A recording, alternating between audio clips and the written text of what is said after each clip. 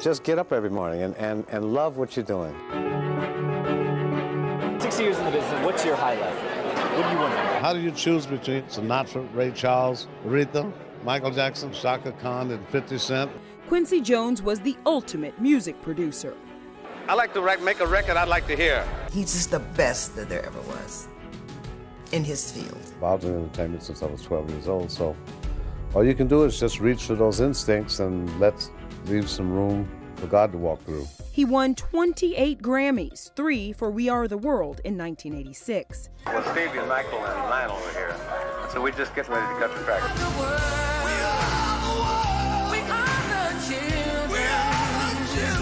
The hit song featured 46 of music's biggest stars. It's true we make a brighter day, just you and me, instead of better. Everybody say brighter, because that's what they're saying anyway.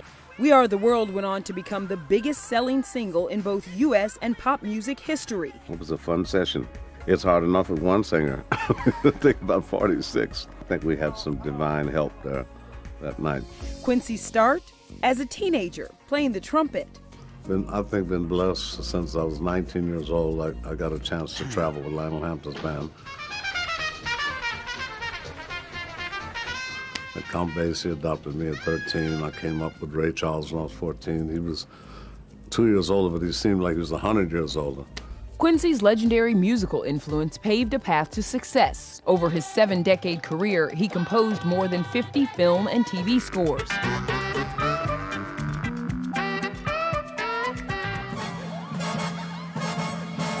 That theme I wrote 40 years ago for Soul Bossa Nova, that thing.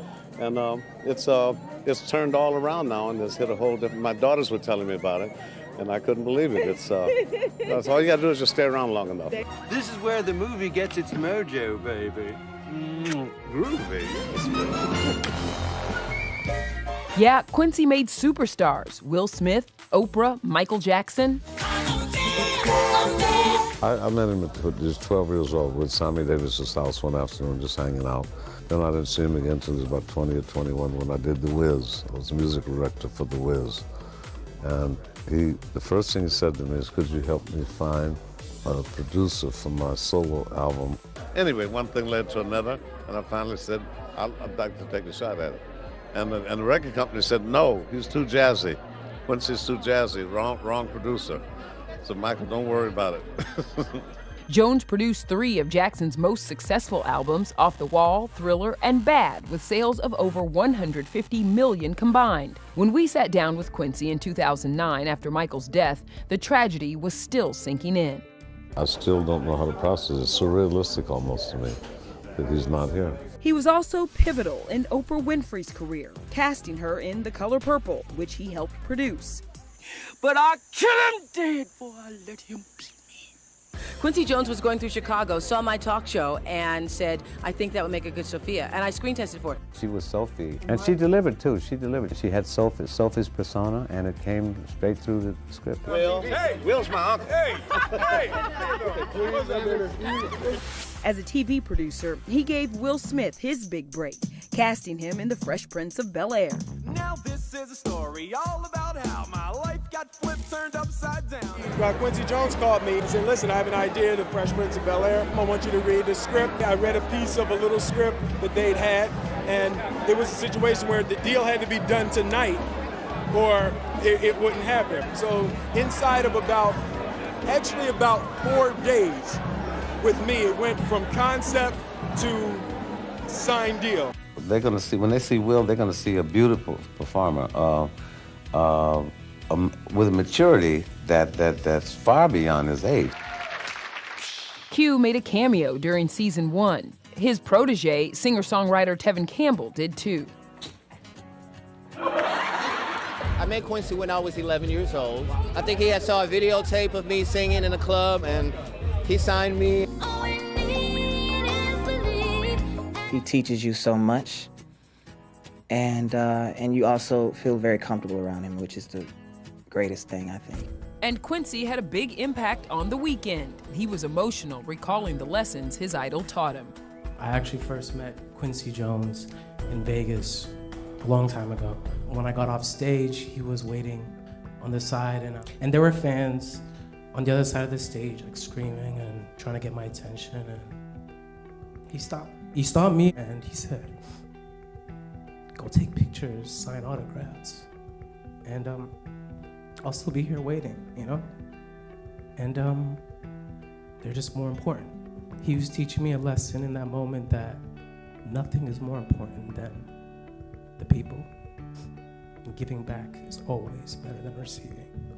Quincy was always learning. His health issues taught him to make the most of every moment. In 1974, he underwent brain surgery twice for aneurysms. The nature's way of getting your attention, to make you live your life, really live it. I asked the doctor afterwards, what is that process, what was going on at that time? And he said, you were dying, I had to try to rehabilitate, and I go through therapy to be able to write because it's frightening to see, those big jagged edges, when you're trying to write again. And dropouts in memory. So that's scary, that's frightening. I mean, people real close to you, and it just disappears. And in 2015, Quincy suffered a stroke that left him in a diabetic coma. He credited his family with helping him through it.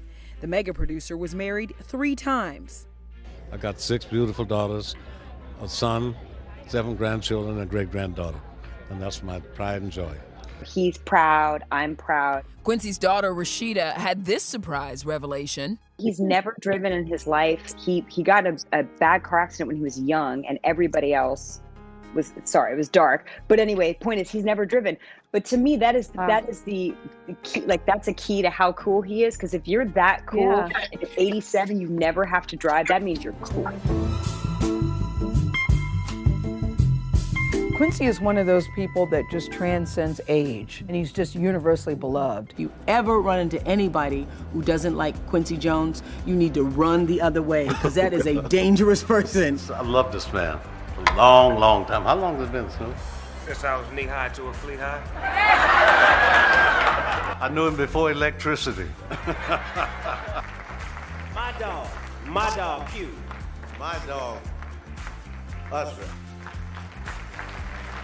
He calls me his Chicago baby, so that's what Chicago is. I've been blessed to sing for him several times, Believe in that magic that's inside your heart. To know him as a friend and to have him guide me through my career, what better person to take my problems to? Every time I come with a problem, he starts laughing because it's not a problem. He's already been there, done that. What sign are you? What's your sign? What's your sign? What's my sign? Libra. What's your sign? Pisces, Leo rising, and Scorpio moon. Quincy is a Pisces. He's cool. He knows what it is to come from nothing to something and to have someone give you a hand up. So he's helped so many other people. Cool Quincy was always quick with a smile and a laugh. He joked to us he wanted to live to be 100 years old. That's what I want on my tombstone. Born 1933, died 2033. Love what you're doing. Love it. If you just love it, it's then you can receive whatever God sends down that it has in mind for you, and that's really what I think it's all about. What's your legacy? I don't have a clue. I'm just going to keep on doing my thing and hope that